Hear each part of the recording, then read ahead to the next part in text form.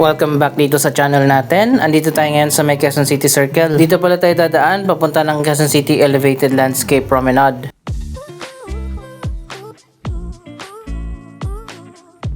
Natapos na nga itong pinagawa ng Quezon City na bagong daanan papasok dito sa Circle.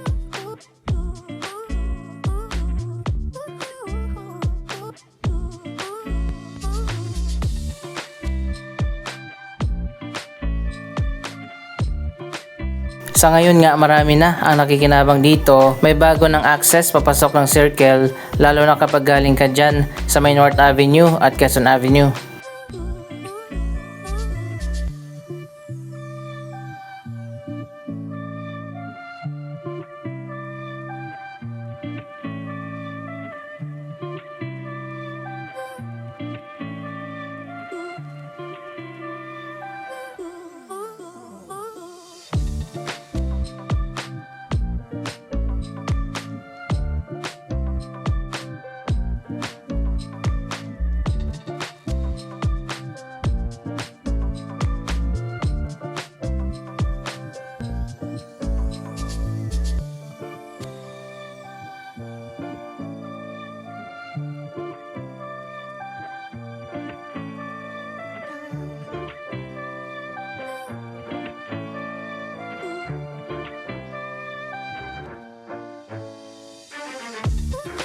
Pwede rin dumaan dito yung mga nakabisikleta.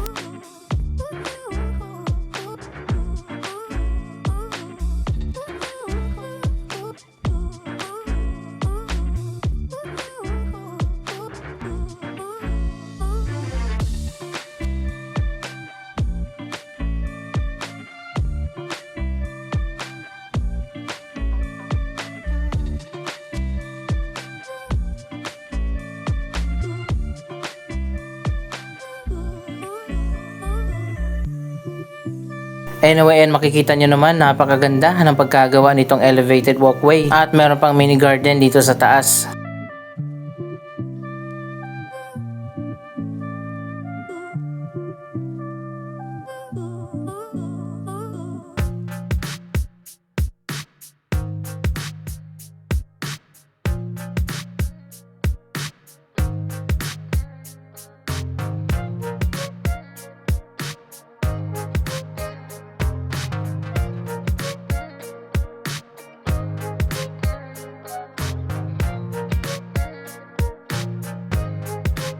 Iba talaga kapag proactive ang government. Marami mga bagong project na tinatayo na mapapakinabangan talaga ng mga citizen.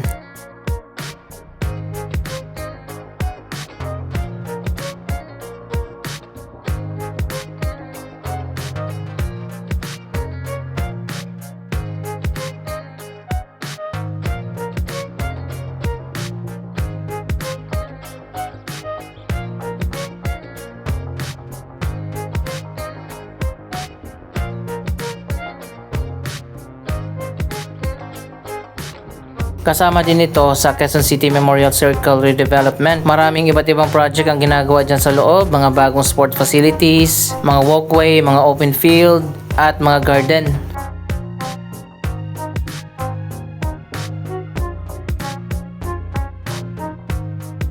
I-update natin ang progress ng iba't ibang mga project na yan sa mga susunod na buwan. Ongoing pa kasi ngayon na ginagawa.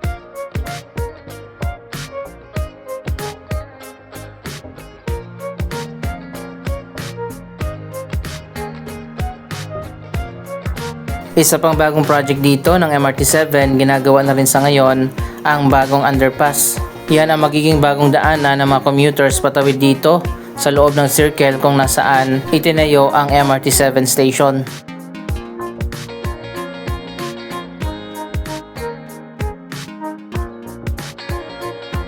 Ito pala ay last term na ni Mayor Joy Belmonte. Sino kaya ang papalit na bagong mayor ng Quezon City?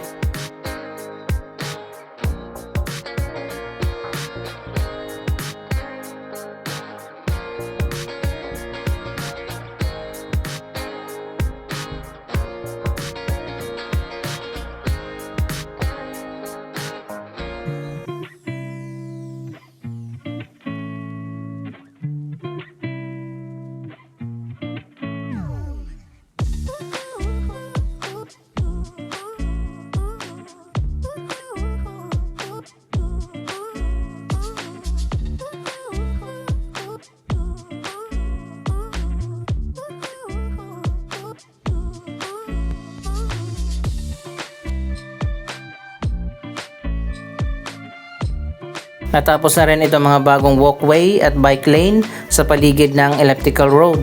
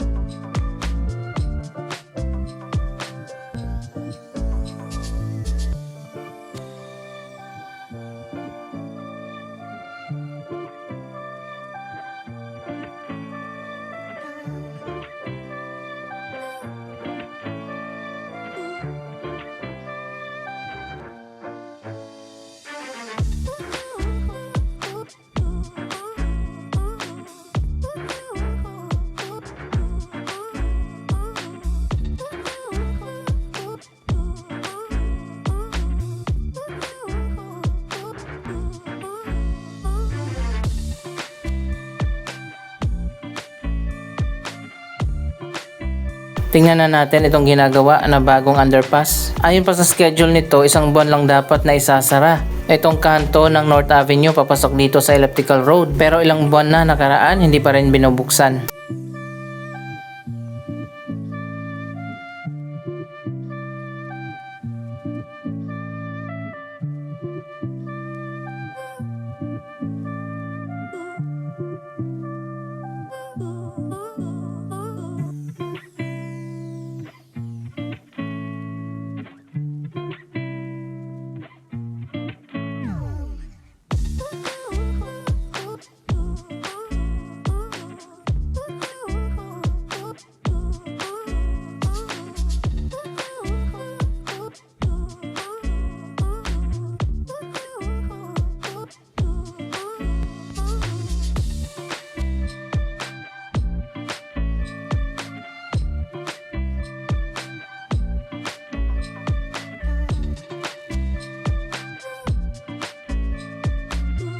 Andito lang sa tapat yung Quezon City Memorial Circle Station. Dahil hindi nga pwedeng tumawid dito sa elliptical road, kaya magtatayo ng underpass.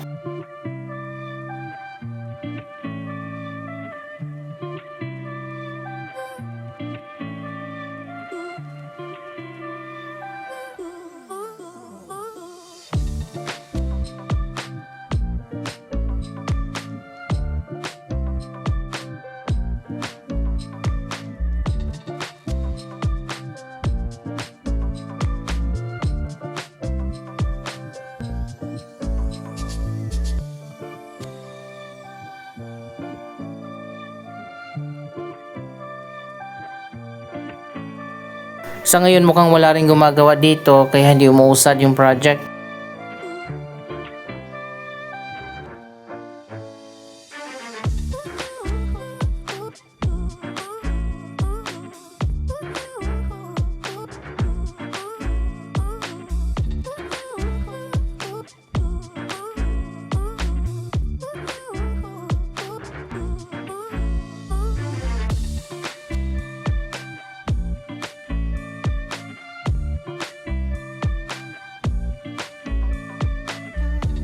So ayan, makikita naman natin malawak na yung hukay para sa itatayo na underpass.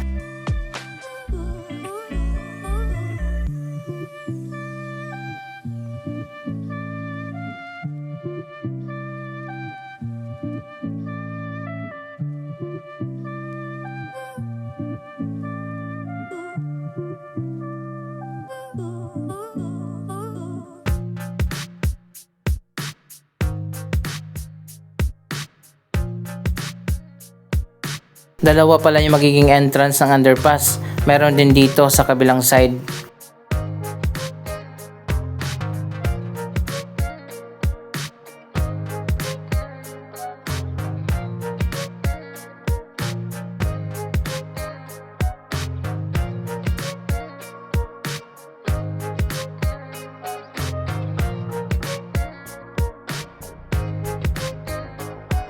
Sana nga matapos na ang mga proyektong ito bago pa man maging operational ang MRT-7 sa second quarter ng year 2027 ayon pa sa schedule na ibinigay ng San Miguel Corporation.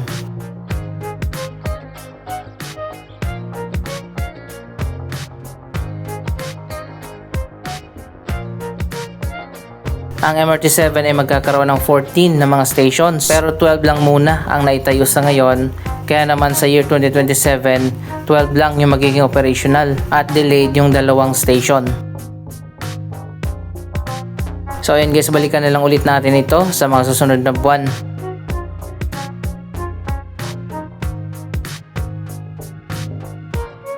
Dito naman sa may North Avenue, marami din mga projects ang ginagawa dito. Katulad ng major renovation ng Trinoma.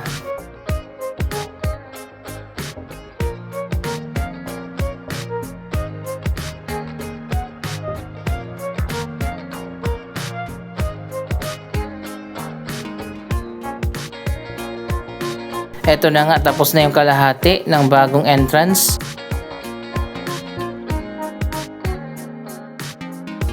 Nailagay na nga yung canopy dito at yung kalahati naman ay gagawin pa.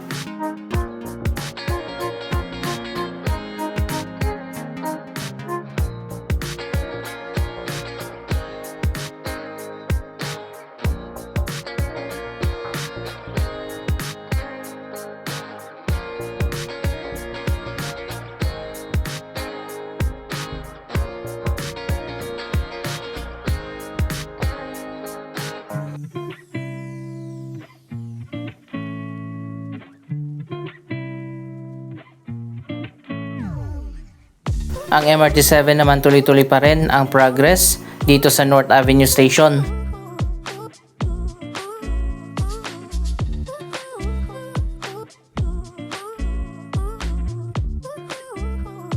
So ayun, naitayo na rin yung isa pang building dito sa tabi ng station na connected sa mga elevated walkway papunta doon sa common station kung nasaan ang MRT-3 at LRT Line 1.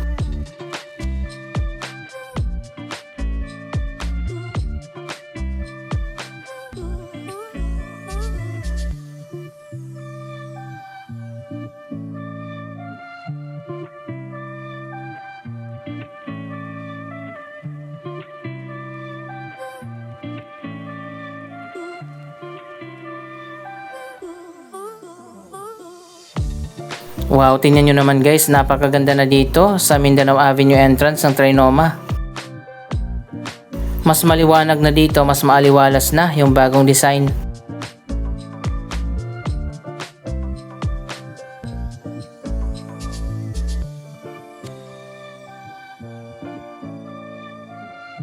Malapit na rin matapos ang renovation dito sa loob ng mall.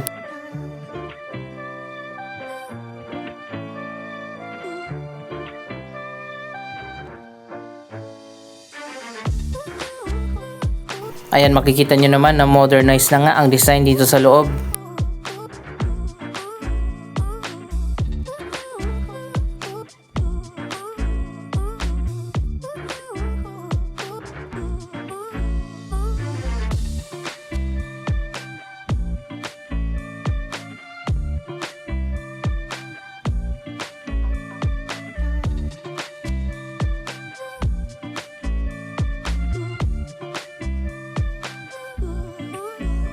Samantalang dito sa may atrium, tapos na ang renovation.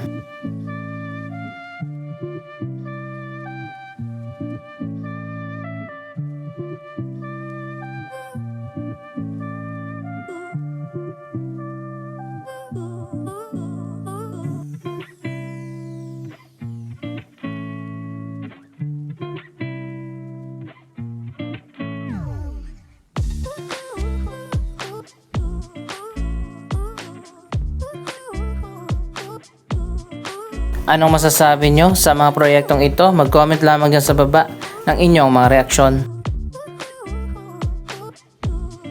Maraming salamat sa inyong panonood. Huwag kalimutan na i-like, i-share ang video ito at mag-subscribe. Thank you for watching!